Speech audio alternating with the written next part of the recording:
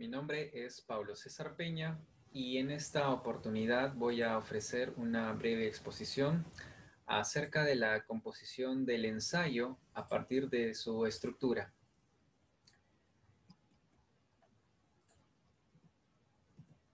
Hay que recordar, hay que tener presente que en este género la subjetividad del ensayista se debe concebir como este eje del texto que permite su organización, porque es desde las decisiones que toma el ensayista que se determina qué orden se va a seguir, de qué manera se va a presentar la información, cómo va a ser esta dosificada a lo largo del ensayo.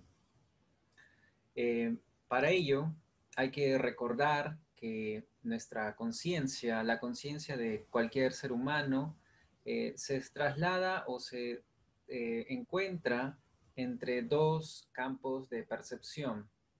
Uno que puede ser más amplio, la percepción general, y otro que es más específico, el de la percepción focalizada. Tener en cuenta estas características de la conciencia humana resultan pertinentes para entender cómo luego esta es reproducida en la escritura en prosa, que es común en el ensayo. Cuando nos referimos a una percepción general, es aquel momento en el que la conciencia no se detiene en un aspecto específico, sino que recibe la información que le rodea sin discriminar en ninguna parte de ella. En cambio, cuando hay algo que le llama la atención a la conciencia, ésta se enfoca específicamente en ella y deja de lado a todo el resto de información, ¿no? Estas maneras de operar de la conciencia desde un punto de vista más amplio a un punto de vista más específico se hacen presentes como operaciones mentales que permiten la construcción de conocimiento. Nos referimos al análisis y a la síntesis, así como la inducción y a la deducción. En estos casos, es posible identificar ese contraste entre lo particular y lo general. En el caso del análisis, que es esta descomposición de un todo en partes, podemos decir que se está yendo desde algo que es general a una serie de específicos. En el caso de la síntesis, más bien se procura reunir las partes para lograr un todo. En ese sentido, podemos darnos cuenta que estas dimensiones, lo particular y lo general, son aquellas entre las que se traslada la conciencia para cuando realiza estas operaciones. Igual ocurre con la inducción y la deducción. En la inducción, a partir de una serie de particulares, es posible llegar a construir una afirmación de índole general. En el caso de la deducción, el enfocarse en un aspecto o en un elemento de forma genérica puede a veces permitir que reconozcamos rasgos más específicos. Bien, como les comentaba, este rasgo de la conciencia se hace evidente en la prosa cuando se escribe. Para mostrar ello, vamos a tener como ejemplo un ensayo del poeta peruano César Moro titulado Breve comentario bajo el cielo de México. Nosotros podemos identificar las jerarquías de información que se establecen en un nivel intraparrafal, es decir, dentro del párrafo. Aquí, por ejemplo, las oraciones que componen este párrafo tienen como un elemento nuclear a partir del cual comienza a fluir el resto de información, a distribuirse el resto de información. En ese párrafo que estamos viendo, es el caso, por ejemplo, con el elemento de la ciudad.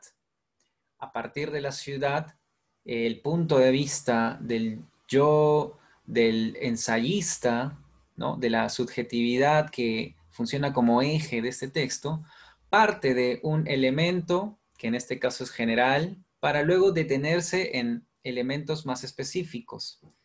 De la ciudad puede hacer referencia a lo que está alrededor o cercana a ella, como son el cielo y el valle. De la misma forma, en la siguiente oración, esta característica de coronada, que está haciendo referencia a la ciudad de la oración anterior, también puede disgregarse, de acuerdo al punto de vista del yo del ensayista, en otros dos elementos de menor jerarquía de información, como montañas y pinos oscuros.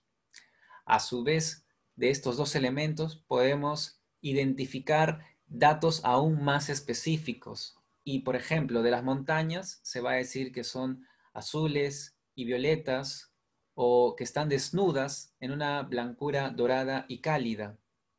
Si nos damos cuenta aquí, la conciencia del ensayista se está deteniendo en propiedades sensoriales muy específicas.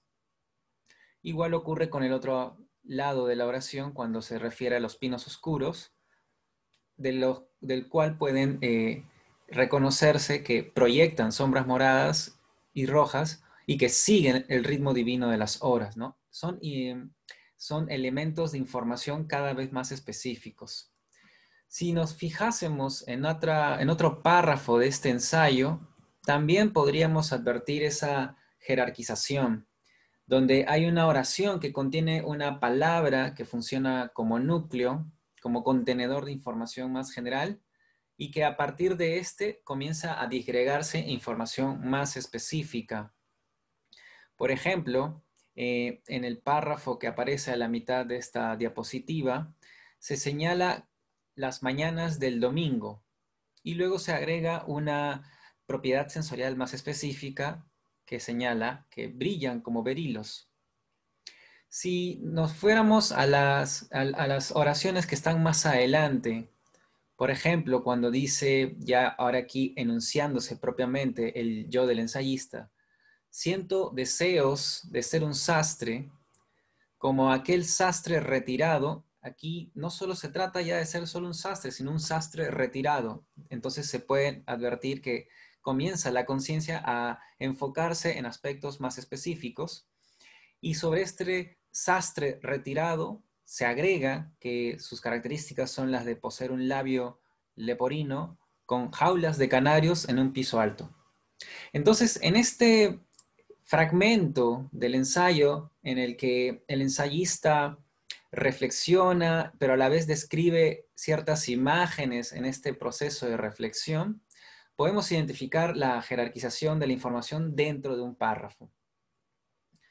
Pero también podemos ver la jerarquización de la información en un nivel interparrafal, es decir, entre párrafos, entre distintos párrafos que componen el texto.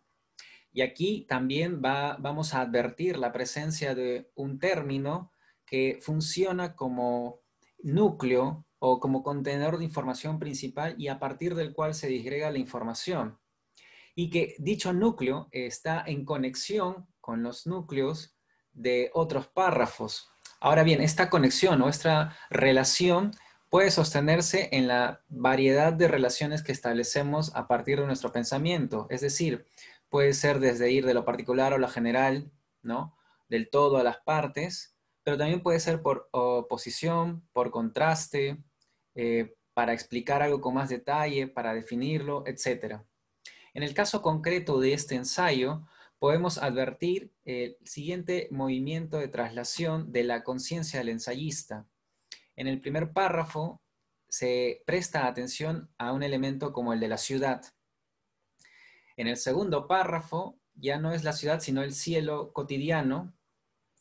Y en el tercer párrafo ya no es cualquier cielo cotidiano, sino son los cielos de México, todos los cielos de México.